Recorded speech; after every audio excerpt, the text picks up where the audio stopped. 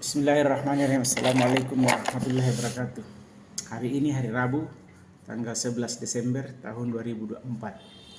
Saya akan memberikan sumbangsi pikiran tentang pengelolaan negara atau termasuk pengelolaan provinsi, pengelolaan kabupaten dari hal sumber daya alam. Mendasari bahwa negara berkewajiban memelihara fakir miskin dan anak terlantar. Pertanyaannya adalah, dari mana uang tersebut untuk memelihara fakir miskin dan anak terlantar? Tentu saya punya pemikiran. Dari dasar itu Undang-Undang Dasar tahun 1945 memberikan direksi kepada kita semua bahwa kita sudah punya negara.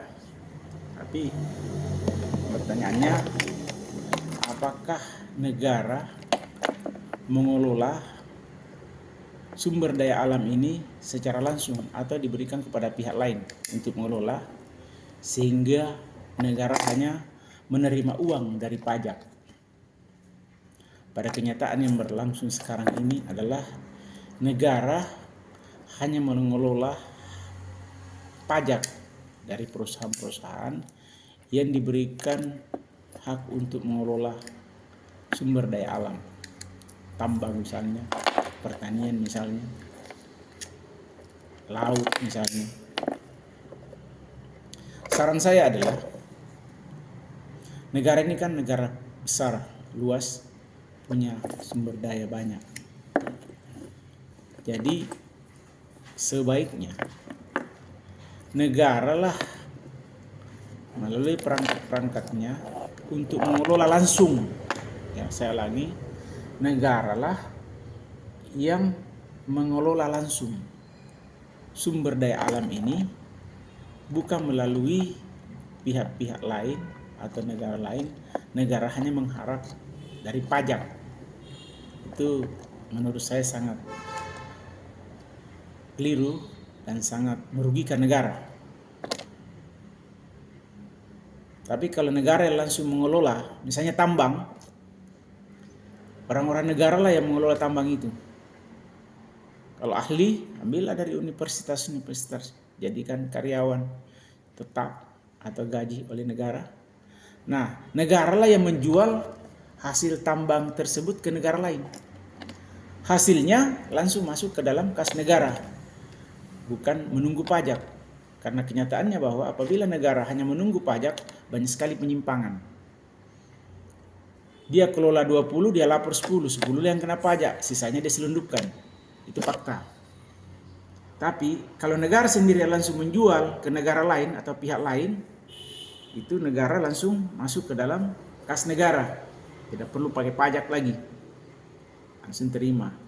Uang itulah yang dikelola oleh negara.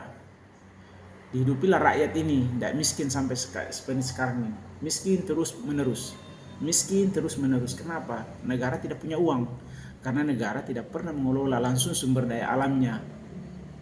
Dia tidak pernah menjual keluar. Dia hanya menunggu pihak lain, menunggu pajak, ya, menunggu sisihan-sisihan pajak. Bukan negara sendiri yang mengelola lalu menjual ke negara lain atau pihak-pihak yang membutuhkan. Uang tersebut langsung masuk ke kas negara. Itu di tingkat nasional. Misalnya di tingkat provinsi ataupun tingkat daerah. Daerah yang punya sumber daya, kerjasama dengan pusat, dialah yang mengelola langsung, bukan perorangan pribadi kayak sekarang ini. Tanah atas nama pribadi, keuntungan tentu ke pribadi. Hanya menggunakan tameng-tameng bahwa itu kabupaten atau ke provinsi punya. Padahal provinsi sendiri tidak mendapatkan apa-apa, hanya mendapatkan pajak penerangan jalan, pajak air. Sumber-sumber yang dijual, dia tidak masuk ke kas negara, masuk ke kas perusahaan atau pribadi masing-masing. Jadi negara tetap miskin atau daerah tetap miskin, tidak punya uang. Nah, akibatnya apa? Tidak punya wibawa itu negara, tidak punya wibawa itu daerah, karena tidak punya uang. Semua tergantung kepada pihak-pihak yang telah menguasai sumber daya ini tadi. Tergantung di situ. Katalah kita meminta-minta, memohon, minta-minta tolong. Akhirnya negara tidak punya wibawa penegakan hukum, tidak punya wibawa untuk menegakkan aturan, karena Negara tidak punya kewenangan di situ, sudah diserahkan ke pihak pengelola. Jadi saran saya sebaiknya dirubah ini sistem. Sebaiknya kembali ke Undang-Undang Dasar 45, ya. Bumi dan air serta kekayaan alam yang terkandung di dalamnya itu dikuasai oleh negara, dikelola oleh negara, dijual oleh negara untuk kepentingan sebesar-besarnya kemakmuran rakyat. Titik. Itu harapan saya. Bukan swasta, bukan pihak negara lain. Kalau swasta atau negara lain sama artinya kita dijajah kembali. Bukan negara yang berkuasa. Negara tidak punya wibawa.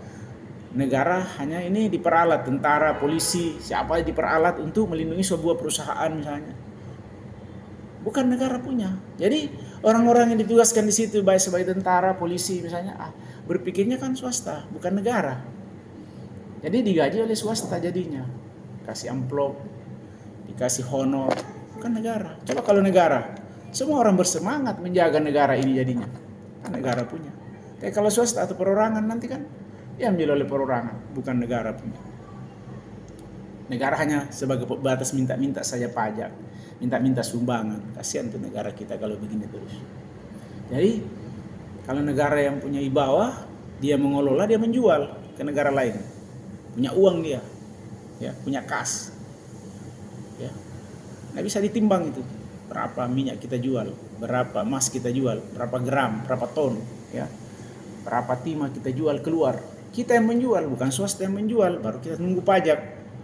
Bukan seperti itu lagi, dirubah Pak Presiden ke depan, insya Allah negara kita akan makmur. Assalamualaikum warahmatullahi wabarakatuh.